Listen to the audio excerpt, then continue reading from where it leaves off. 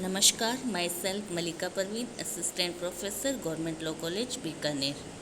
आज हम LLB first year के सब्जेक्ट मुस्लिम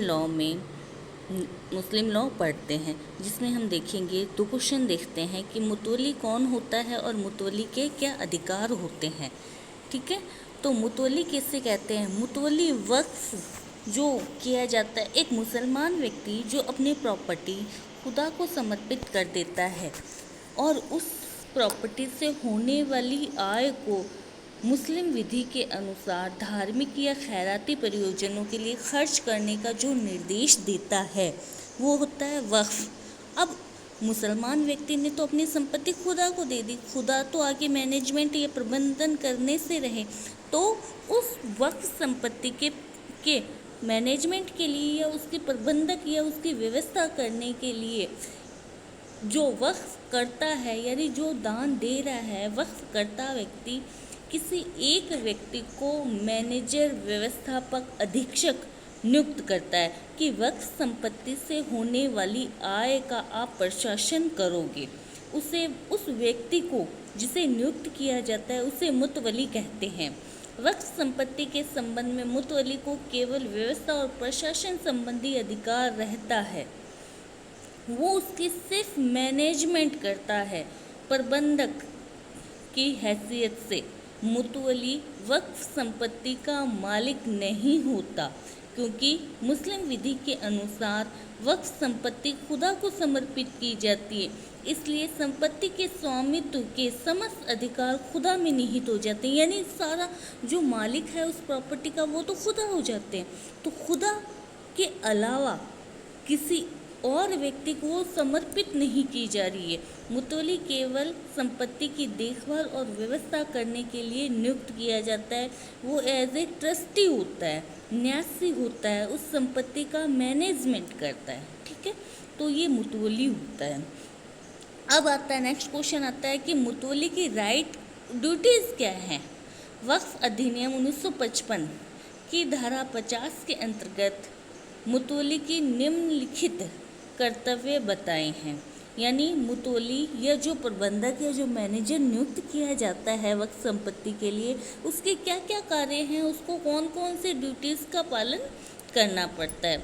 तो वक्फ बोर्ड के निर्देशानुसार उसकी पालना वक्फ अधिनियम के प्रावधानों और अन्य नियमों के अनुसार करना। यानी पर मुतवली जो होगा उसको किस किस के आदेशों की पालना करनी पड़ेगी? वक्फ बोर्ड के द्वारा समय समय पर जो निर्देश दिए जाते हैं उनकी पालना करनी पड़ेगी। वक्फ अधिनियम के प्रावधानों की पालना करनी पड़ेगी, और अन्य कोई ऐसा नियम है, विनियम है, तो उन सब नियमों विनियमों की पालना मुतवली को करनी होगी। साथ साथ में दूसरा ड्यूटी है कि मुतवली द्वारा जो कार्य किए जा रहे हैं उन सब की सूचना और उनका ब्यौरा समय समय पर वक्फ बोर्ड को दिया जाएगा। जब वक्फ बोर्ड उससे मांग करे तो उसे जो उसने कार्य किए हैं या जो उसने आय प्राप्त की है या जो भी उसने कार्य किए हैं, यानी उसका फीडबैक देना होगा वक्फ बोर्ड जब भी मांगे। तो नेक्स्ट आता है इसमें कि वक्फ संपत्ति से संबंधित सभी दस्तावेजों को लेखा की आदि का निरीक्षण करने के लिए उपलब्ध कराना।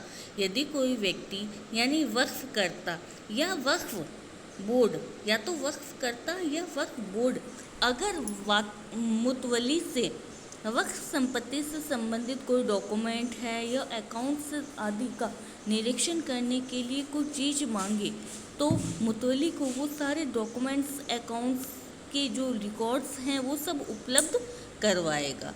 साथ ही मुतवली लोक ऋणों का भुगतान भी करेगा। यानी अगर वक्फ संपत्ति पे कोई ऋण भार